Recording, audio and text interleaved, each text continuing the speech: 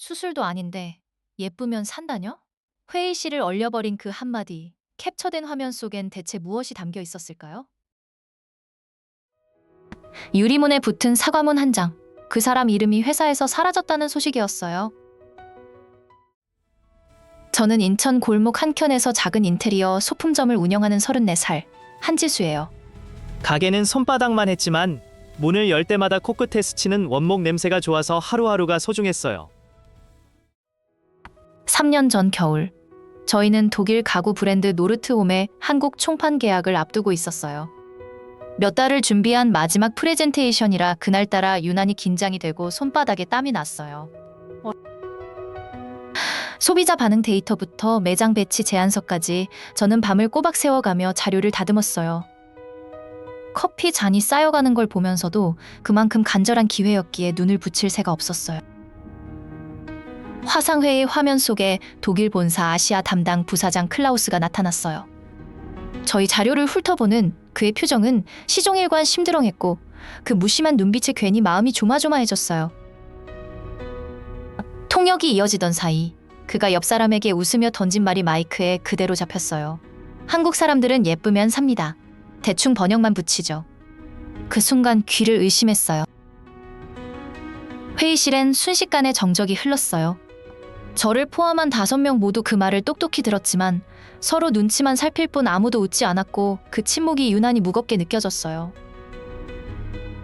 손끝이 떨릴 만큼 화가 났지만 계약이 걸려 있었기에 저는 입술을 꾹 깨물고 그냥 참았어요.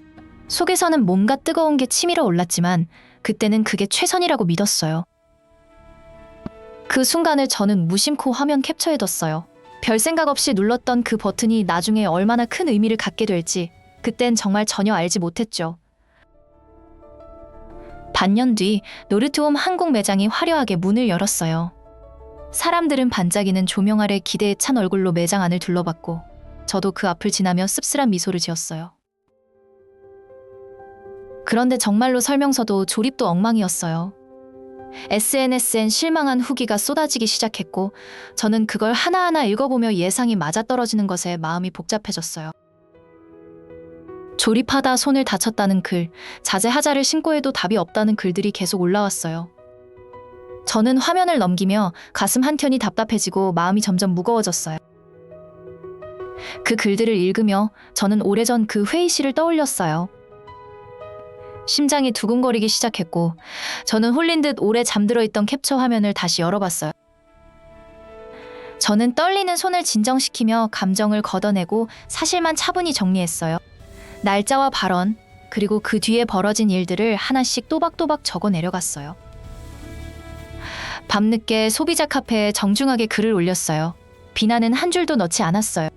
그저 있었던 일을 있는 그대로 담담히 적으며 손끝이 살짝 떨리는 걸 느꼈어요. 일주일 만에 조회수가 40만을 넘어섰어요. 화면 속 숫자가 올라갈수록 제 심장도 함께 쿵쾅거리며 뛰기 시작했고 도무지 실감이 나지 않았어요. 국내 언론들도 하나둘 그 글을 받아쓰기 시작했어요. 상황은 제가 예상했던 것보다 훨씬 크게 번져갔고 저는 뉴스 헤드라인을 보며 얼떨떨한 기분에 휩싸였어요. 결국 노르트홈은 클라우스를 아시아 담당 자리에서 교체했어요. 회사는 서둘러 사태를 수습하려는 듯 보였고 그 소식을 듣는 순간 묘한 통쾌함이 밀려왔어요. 본사 대표는 직접 한국어로 사과문을 올렸어요.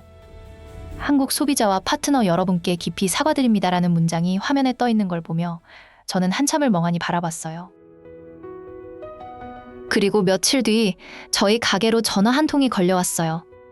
낯선 번호였지만 발신자는 다름 아닌 노르트홈이었고 수화기를 든 손이 살짝 굳어졌어요.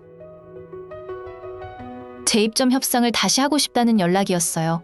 수화기 너머 목소리는 조심스러웠고 그 안에서 간절함마저 느껴져 저도 모르게 숨을 죽였어요. 저는 아주 잠시 동안 생각에 잠겼어요. 지난 시간들, 그 회의실의 정적과 밤새 쏟아졌던 후기, 글들이 머릿속을 빠르게 스쳐 지나갔어요. 저는 담담히 대답했어요. 죄송하지만 그 제안은 받아들이지 않겠습니다. 제 목소리는 스스로도 놀랄 만큼 차분했고 이상하리만치 마음이 단단해졌어요.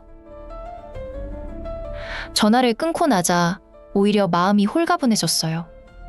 오랫동안 짓눌렸던 무언가가 스르르 풀리는 기분이었고 창밖 하늘이 유난히 맑아 보였어요. 저는 대신 국내 중소 가구 공방 3곳을 직접 찾아갔어요. 나무 먼지 날리는 작업장에서 장인들의 손끝에서 태어난 가구들을 하나하나 만지고 살펴봤어요. 나무 결을 어루만지며 저는 오랜만에 진심으로 설레는 기분을 느꼈어요. 투박하지만 정직한 그 촉감에 이 사람들과 함께라면 다를 것 같다는 확신이 들었어요. 그들과 손잡고 작은 편집숍을 새로 열었어요. 간판을 거는 손길에는 지난 시간의 각오와 설렘이 뒤섞여 있었고 심장이 다시 두근거렸어요. 간판을 걸던 그날, 저는 오래전 그 회의실의 정적을 떠올렸어요. 그날의 침묵이 지금 이 순간을 만들었다는 걸 그제야 깨닫고 눈시울이 뜨거워졌어요. 지금 저희 편집숍은 그 브랜드보다 매출이 더 잘 나와요. 문을 열고 들어오는 손님들의 웃는 얼굴을 볼 때마다 뿌듯함이 가슴 가득 밀려와요.